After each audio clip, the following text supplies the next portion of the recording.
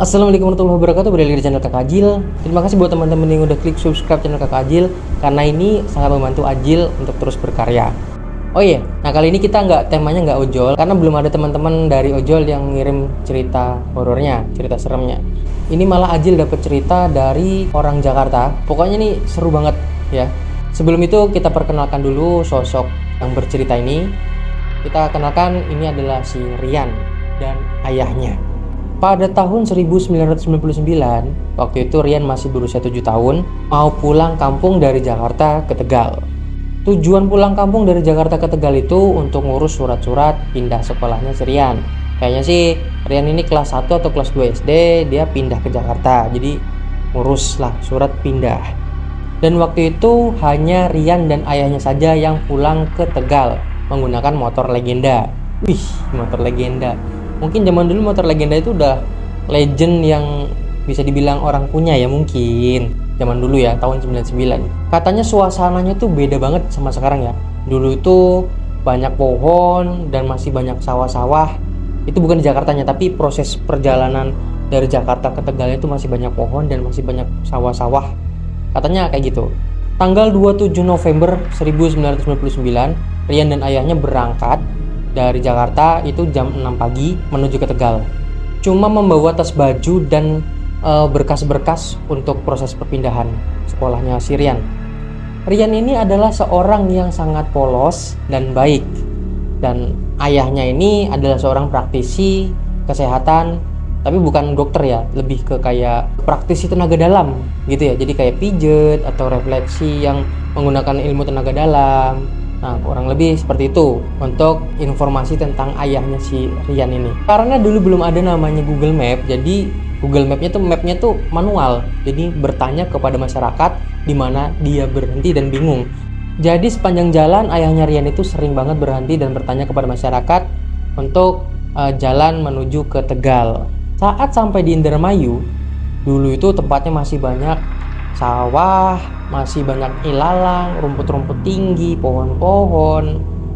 Nah, ada satu di mana dia tuh berhenti karena itu seperti padang. Maksudnya lahan itu kosong oplong. Banyak banget belokan-belokan. Itu membuat ayahnya Rian ini bingung. Sedangkan mau bertanya nih, tapi tidak ada siapa-siapa lewat kanan kiri. Ternyata nggak ada siapa-siapa. Nunggu di jalan itu pun ternyata tidak ada satupun kendaraan yang lewat. Akhirnya ayahnya Rian nekat untuk terus jalan. Dan akhirnya mereka tersesat. Gak terasa hari mulai gelap dan tersisa hanya sebuah cahaya dari matahari senja ya. Nah, kemudian akhirnya ayahnya Rian ini sholat maghrib bersama Rian. Dan hanya bermodalkan sejadah dan air wudhu menggunakan air minum sisa dari perjalanan tersebut. Nah, setelah sholat maghrib selesai, nah Rian ini melihat sesuatu dan berkata kepada ayahnya Rian, "Ayah, kenapa kita nggak ke situ aja? Di situ kan banyak orang, rame. Kita tanya ke situ aja, kalau nggak kita istirahat di situ." Nah, ayah Rian itu bingung. Wah, sebenarnya apa yang dilihat Rian ini?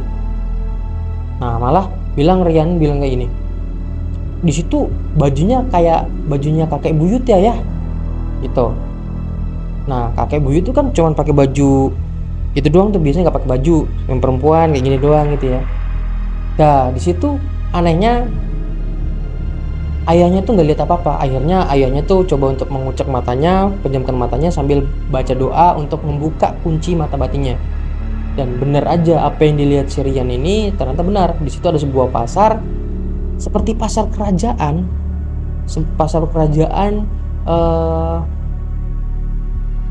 dan ada batu-batu batanya tuh, tapi nggak tahu kenapa itu batu bata mengeluarkan cahaya, padahal itu malam hari ya. Itu cahaya dari mana? Itu cahaya keemasan dan bener itu seperti bangunan emas gitu. Nah, akhirnya ayahnya Rian ini sama Rian berjalan mendekati ke tempat keramaian tersebut. Sampai di sana ayahnya Rian sadar sesuatu, kalau mereka semua ini bukan manusia, melainkan bangsa jin. Nah, ayahnya Rian ini berpikir, wah apakah saya sama Rian ini masuk ke alam jin? Dan tadi ini semua ini nggak ada. Tapi setelah saya baca doa, kok semuanya terlihat dan jelas. Akhirnya di situ ada satu laki-laki tua, dia menggunakan sorban. Nah itu coba didekati oleh si ayahnya Rian. Ayah Rian ini nanya, "Assalamualaikum," kata ayah Rian. "Waalaikumsalam warahmatullahi wabarakatuh," jawab si jin. Ayah Rian bilang gini, "Mohon maaf, kita tersesat sampai ke sini. Saya sedang dalam perjalanan dari Jakarta ke Tegal." Tiba-tiba sosok tua ini tadi melihat dari ujung rambut sampai ujung kaki. Semua dilihat. Kemudian sosok itu berkata, "Serius, kamu mau ke Tegal? Bukannya kamu tujuannya adalah ke sini dan untuk meminta kekayaan?" Ayah Rian pun bingung dan kembali bertanya, "Mohon maaf, gimana ya maksudnya?" Nah, jinnya tuh bilang gini, "Coba lihat itu di sana. Lihat manusia-manusia itu. Mereka menyembah bangsa kami dan meminta kepada bangsa kami. Sedangkan seluruh isi dan dunia ini hanya milik Allah. Kenapa mereka minta kepada golongan-golongan kami, kepada bangsa kami?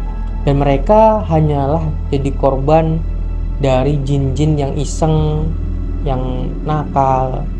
Ya lihatlah seperti itu." Kemudian ayah Rian berkata, "Tujuan kita berdua hanya ingin pulang dari Jakarta ke Tegal.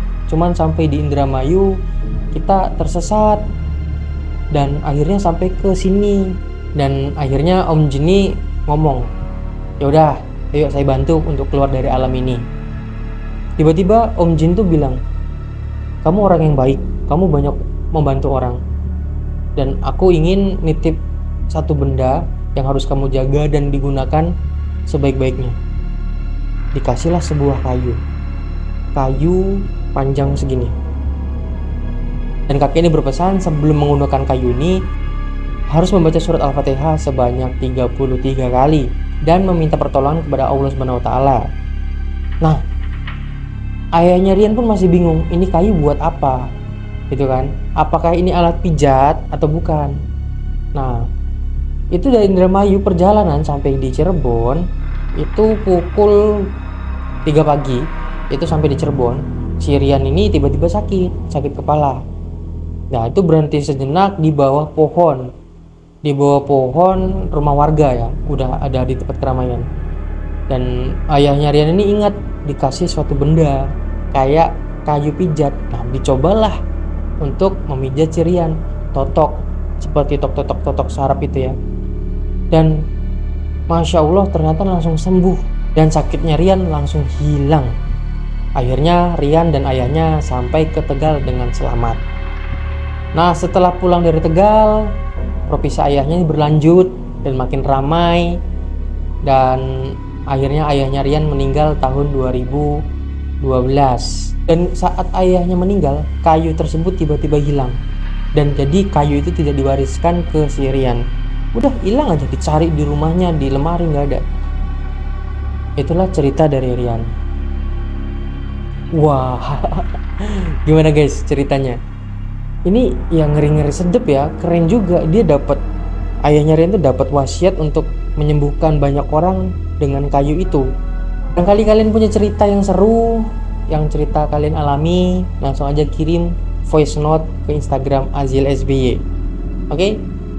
Jangan lupa subscribe channel Azil SBY. Terima kasih. Assalamualaikum warahmatullahi wabarakatuh.